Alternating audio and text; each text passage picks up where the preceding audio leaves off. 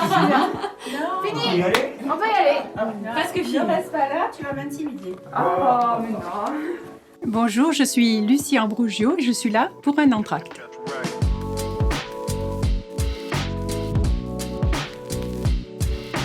Est-ce que je suis bien là? Non. Tahiti. Rebecca. Pat. Esther.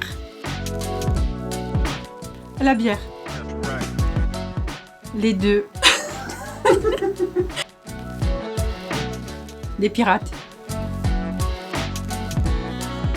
Esaïe. Burger King. Rap. Quoi? Il vient de répondre, tu dis rock. Benjamin. Ah, les deux. Je peux pas choisir. Bonjour à tous, je m'appelle Lucie Ambrogio, je suis mariée depuis bien des années et j'ai 2 enfants, Stéphane, l'aîné, et Marc, le plus petit, le plus jeune, on va dire. Par le passé, jusqu'à peut-être pas si passé que ça, nous étions avec mon mari à Tahiti, où nous avons été missionnaires. On a passé quelques années là-bas, par exemple sur l'île de Rangiroa, où c'était comme si on était en bateau, l'océan d'un côté et le lagon de l'autre, donc vraiment une toute petite terre. Et on se croirait en bateau, tellement c'est étroit. On a porté la parole, on a ouvert une église, on a fait des baptêmes, on a fait beaucoup d'îles, les 5 archipels de Tahiti, où on a pu travailler pour le Seigneur. Maintenant, on est un petit peu plus âgé, mais ça ne veut pas dire qu'on n'y retourne pas. Pour Femmes au cœur de Dieu, j'écris des petits messages pour aider quelques femmes à essayer de peut-être mieux connaître le Seigneur, mieux marcher avec lui, être avec lui, comment marcher avec lui. Et puis pour quelques femmes aussi, je suis une grande sœur. Et souvent, on me demande, on m'appelle, je peux conseiller, même de très jeunes filles, ça m'arrive. Et Dieu m'a donné ça. Je pense que Dieu m'a donné une écoute. Et ça, c'est très important, l'écoute.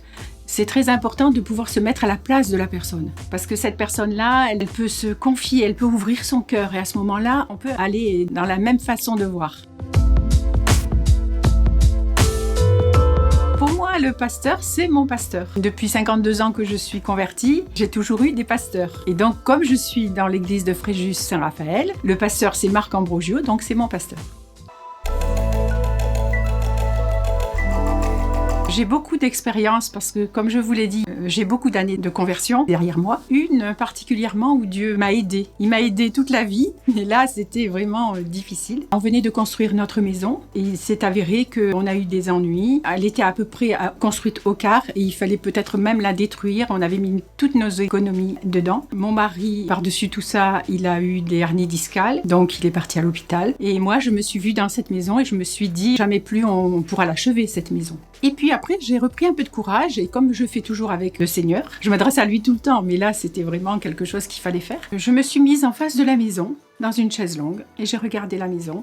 Et j'ai dit, Seigneur, tu vois, cette maison, on ne pourra plus la construire parce que mon mari est malade, on a ces tas d'ennuis. Et puis, tout d'un coup, il m'est venu un chant que je chantais quand j'étais petite à l'église catholique. Je mets mon espoir dans le Seigneur, je suis sûre de sa parole.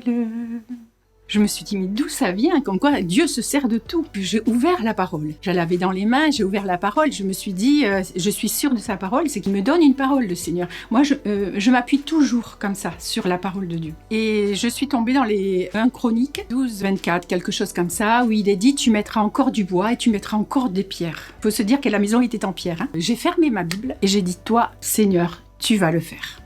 Et si vous voyez ma maison à l'heure actuelle, il y a des pierres jusqu'au toit. Le Seigneur a été fidèle.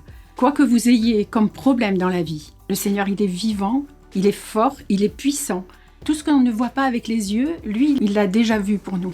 Moi, je dis toujours, le Seigneur entend celui qui crie. Criez vers le Seigneur, ne pas avoir peur. Et l'appeler, et vous allez voir, vous allez être exaucés, c'est sûr. Bravo. Voilà, j'ai vu que tu stressais un peu. C'est bon? Oui. Mais c'était très très bien. Je suis quelqu'un qui stresse. Mais tu vois, le Seigneur, il me donne toujours de la force après. Le Seigneur, il fait avec moi. Il me connaît. C'est super, merci beaucoup en tout cas.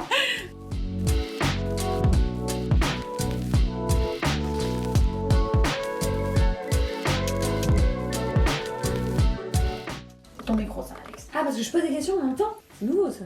Non, au cas où, on sait jamais. Ok, d'accord. C'est le moment où tu sors une blague et que c'est drôle, c'est rare, autant en profiter.